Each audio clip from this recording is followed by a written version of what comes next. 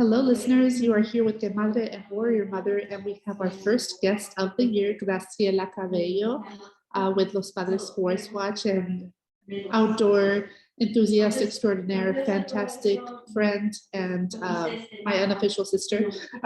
So thank you so much for being here. We've got lots to cover today, so I'll let Siobhan start with the first question that we've got for you today. And thank you so much for joining. Yes. So the lovely Graciela, I have known pretty much all my life. I think elementary school is where we met, and always known her to be very adventurous and courageous. And when it comes to the outdoors, just kind of like all in. I've always remembered that about you. So today we have various topics on that, and a few things that kind of stood out to me. Let's kind of like list them off and then we can kind of knock them down. But one of them is outdoor identity, outdoor recreation, cultural connections, barriers for getting BIPOC, outdoors, adventure travel for women. And one in particular that really struck me was overcoming fears in the outdoors. And I feel like that one struck me because I can relate to it. It's like, I want to be outdoors. I want to, kind of explore that, in which we can talk about that in just a second. But tell us a little bit more about what you're involved in first and what got you started there. Yeah. Well, first of all, I just want to say thank you. Thank you both for inviting me. And it's an honor to be here with both of you all today. I definitely I'm grateful for both your friendship and also just in admiration of everything that you do, both professionally and for the community. So Siobhan, yeah, I was thinking the other day, were we on a basketball team together?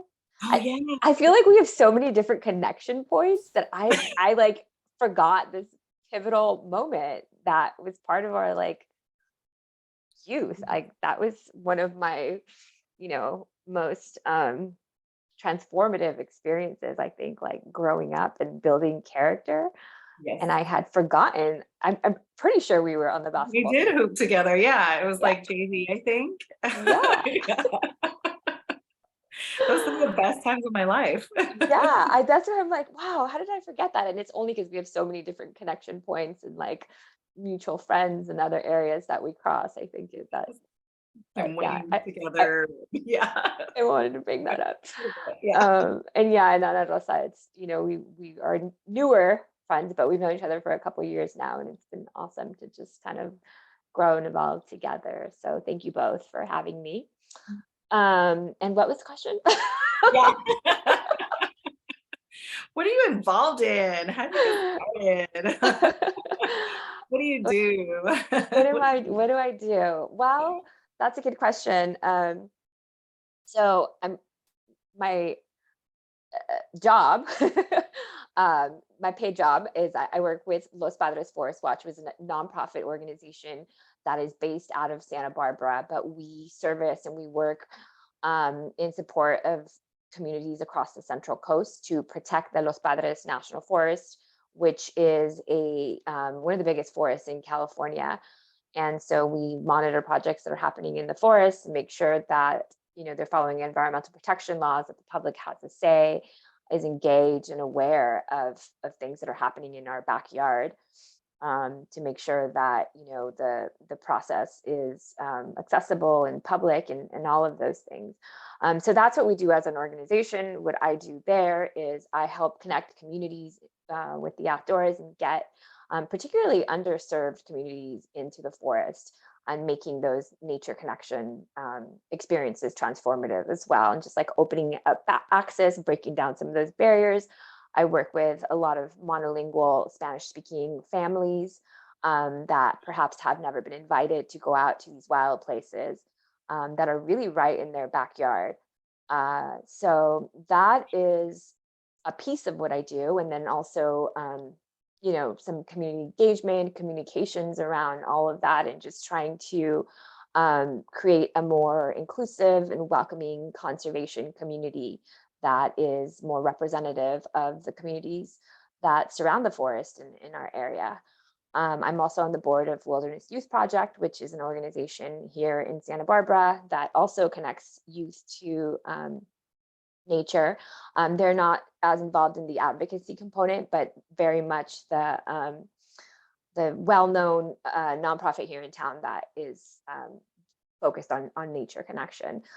So that's been a really good experience. And then aside from that, I'm just involved in, a lot of other community projects. And I think at the core, what I love about this work is when I can help bring community together and also insert like some sort of cultural piece to the work, and particularly around like environment and what it means to people in different contexts, not just what I think traditional conservation has been, or what mainstream conservation has been. So yeah, that's kind of some of the stuff that I work on. And then I have just a lot of fun personally. Tell us about your trip you just came back from. There was a lot of snow. Yeah, so I went to Mammoth. I got into skiing, I don't know, like 15 years ago. And then I had a break somewhere in between there. So last year I decided that I wanted to get out again, because it just, it's something that I'm really passionate about, but it does feel pretty inaccessible, and like it's something that you have to be really committed to, not only with your time, but also just on a personal level, right? Like it's a lot of work. And so it's something that I sort of like was really intentional about doing again this winter, because it makes me feel really good. Like I think it's more from like this mental health thing, and like being out there, it's very soothing and meditative. And then there's also like a recreation component where, I get to move all this energy through my body that I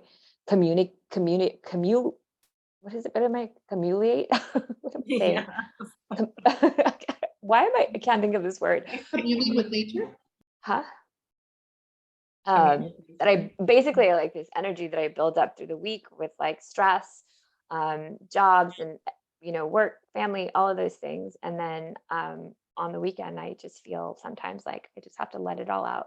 So yeah, I went to Mammoth. Yeah. I did some skiing. There was a big storm. And I also saw some footage of that. And Mhm. I'm a big believer in moving your body and moving that stale energy. I call it the stale energy through your body. That's when like all the stress of, whatever it is that you might be going through. I think that's like one of the most incredible ways to kind of get a little like mental health break, yeah, for sure. Yeah, I mean, sometimes like by the end of the week, I feel like my chest is really tight, or like I'm not sleeping well, or just my body feels a little jittery, and it just comes down to like not moving my body enough through the week sometimes. Yes. And then on the weekend, it's just completely out of whack. So I have to go out and do something really extreme to like get it going again. Well, it's so brave. I have not been one to be out in the outdoors very much, but a couple of years ago, we did a trip to Mammoth and I snowboarded for the first time. So we had to take some lessons, and then of course, like fell all the way down the hill. But I was like so determined to get back up and be like, okay, this is the time I'm gonna get all the way to the bottom without falling, and it became like this challenge for me, this like physical challenge. So not only was it just kind of like, when you're going up the lift, all of that is like so calming and relaxing, and it's serene and it's quiet, and you just kind of like intake all that's, surrounding. You're at the top, the tops of the trees, and it's so beautiful. And then it's like, okay, here we go. I'm gonna get down this hill. It was like like a metaphor for life, Yeah. Suddenly became like, I really dig this, so, and also I was terrified. It was something that I was like, I don't do snow. Okay. My body was not made for cold weather. And then, once I got out there, I really kind of let my hair down a little bit. But for those who might, want to, I don't know, get outdoors and it feels kind of overwhelming or uncomfortable or something, of that nature. What might you say are like some small steps that you can take to where can someone start in getting outdoors? Yeah, and I think sometimes when we use that word, people think of like going out into the wild, right? And like where maybe you don't have all the cell phone reception and or where you don't feel safe in some way. Um, and I recently discovered like just walking in my neighborhood, which is something that I hadn't really done. I think about why, and it's because I didn't necessarily feel safe doing that before. Mhm. And so now I live downtown where there's a lot of people, and I'm okay with like going for a walk at 10 o'clock at night and, feeling like I'm going to be okay. But, but yeah, I would say that if you can just go for a walk somewhere that you feel safe, Mhm. that's a good starting point. It doesn't have to be anything unfamiliar. And I'm learning this too, like what is the outdoors, what is nature? And I think growing up for me, it all started in my backyard, because we had a place to like hang out and play with the neighbors, the kids, and neighborhood kids. And also my parents just, they would spend a lot of time in the backyard, like whether it was, you know, planting food or herbs and those kinds of things. And so I developed a really early connection to the outdoors just from being in my backyard and watching my parents tend to the garden and then also playing in the backyard with the neighborhood kids. That's Um, awesome. yeah. I didn't even think we were like allowed inside after school. Like we had to be outside. It was like, okay, play until the street light comes on and then Yeah. then you can come in for dinner. Yeah. And then even when the street light comes on, it's kind of like, well, how much time can you get away with before your mom's like really coming out to get you? Because Right. you hear her calling you, but you're like, Yeah. she's got at least another two more calls to go before she really comes out. Yeah, and your friends are like, your mom's calling you. She's fine. Yeah, yeah. And I feel like now I'm gonna sound like an old lady because I feel like that's really what this next generation is missing out on. The kids are like on their tablets and devices all the time and they don't get outside. Yes. Or, especially with my kids, like they'll start like being physical inside. And I'm like, take it outside. All that energy right now, take it outside. So what I also find as like an outdoor activity that's like really easy is like a beach walk. And for me, like the ocean is so soothing, like the sounds. I love putting my toes in the sand and just kind of cruising around and seeing what you can find. And that was part of when I found out like grounding. What is grounding? It's like placing your feet in the earth. I'm like, yeah, I want to do that. And then all of a sudden I'm like, well, duh, you do that at the beach. You take your shoes off, you put your toes in the sand, and you're kind of, soaking up the energy of the earth. And so I always find that is a real easy way to get out, to unwind, to relax. It's very soothing for me. I'm not sure about most people out there, but it's certainly and I think that's part of growing up here, right, in Santa Barbara, Yeah, definitely. is being okay with the ocean and then with camping. Now I won't get in the water. Getting in the water it's always too cold for me. I'm a big baby when it comes to the water, but I will put my feet in.